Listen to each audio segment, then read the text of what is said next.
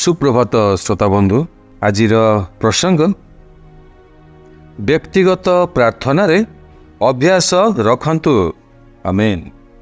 आज मनोनीत शास्त्रांश जिरिमिय भाववादी पुस्तक 29 पर्व 12 पद।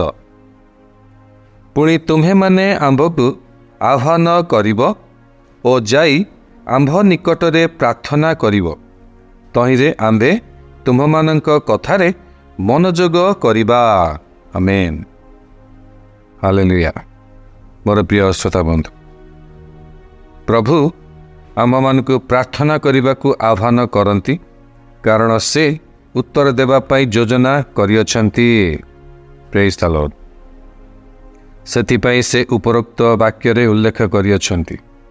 अतएव यह गुरुत्वपूर्ण जे आमे माने प्रार्थना करने को योजना करिबा, प्रार्थना करने पाई आग्रह नहीं ताहले आपण प्रार्थना करि न थांती। अनेक कार्यक्रम आपण को व्यस्त और विव्रत करे और प्रार्थनारू वंचित करे। सेथिपाई आपण को योजनाबद्ध भाव में प्रार्थना पाई अनुशासन एवं अभ्यास करने को पड़िबो आमेन। होई पारे आपण को प्रार्थना पाई अलार्म घंटा बजाइबा पाई पड़ी पारे। सेथिपाई केबे भी अधिक व्यस्त न होई प्रार्थना रे अधिक समय दियंतु आमेन। आपण जेतेबेले किछि आवश्यक करंती सेतेबेले जे प्रार्थना करिवे ताहा नुहे। प्रार्थना प्रभुंक सहित एक सहभागिता अटे जेउठारे आपण ताहांक सहित कथा होइथांती एवं आपणकर ध्यान को ताहांक ठारे लगाई थांती जेपरि ताहांक रब सुनि परिबे आमेन। प्रत्येक ख्रीष्ट विश्वासी मानकर एही प्रकार समय रहिबा आवश्यक अटे। जदि आपण को एही सब करिबा पे समस्या मध्य जीवा पई पड़ुछि ताले आपण प्रभुंक ठारे मागंतु, से आपणकर व्यक्तिगत प्रार्थना रे सहाय्य करिवे आमेन। या को अवहेला करंतु नहीं। आपणक मंडली रे सामूहिक भाव में प्रार्थना और सहभागिता भिन्न विषय अटे, मात्र व्यक्तिगत प्रार्थना करिबा बहुत आवश्यक अटे। मोर प्रिय श्रोता बंधु,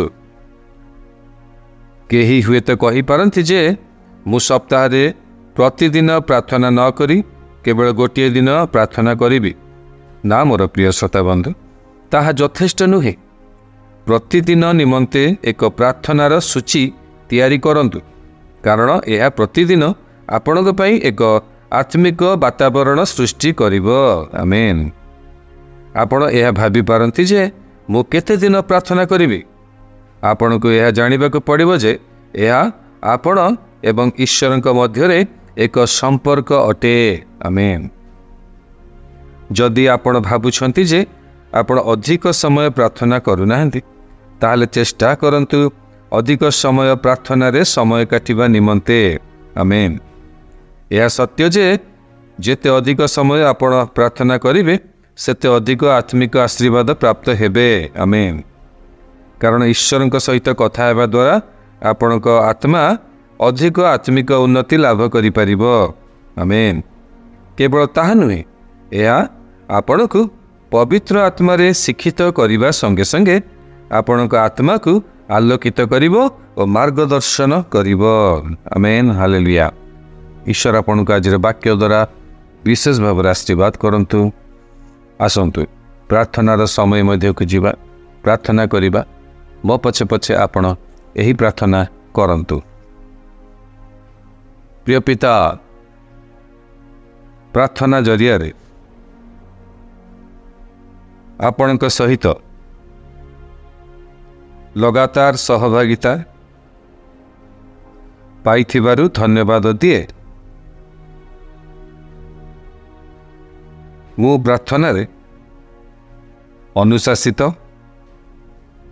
एवं एवं मध्य एही जगतर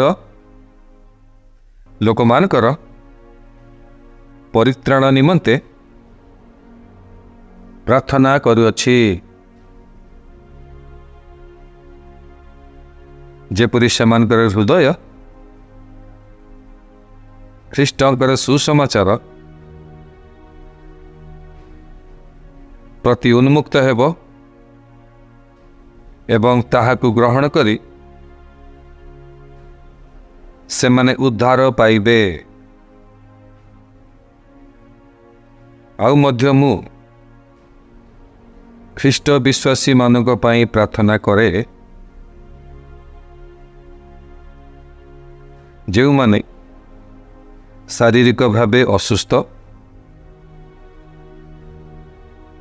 जेपरि आपणकर अनुग्रह सुस्थता एवं पुनरुद्धार पाई से माने निज निज शरीर रे उत्तमता अनुभव करती। जीशु नाम रे आमेन। अतिरिक्त अध्ययन निमंते आपण पाठ करंतु लूक लिखित सुसमाचार 18 पर्व 1 पद, एफिसियो 6 पर्व 18 पद एवं जिहुदा 1 पर्व 20 पद। ईश्वर आपण को आज दिन में विशेष भाव आशीर्वाद करने सहित आज वाक्य व्यक्तिगत प्रार्थना रे अभ्यास रखिबा निमंते प्रभु आपण को साहाय्य उपकार एवं अनुग्रह प्रदान करंतु। आमेन।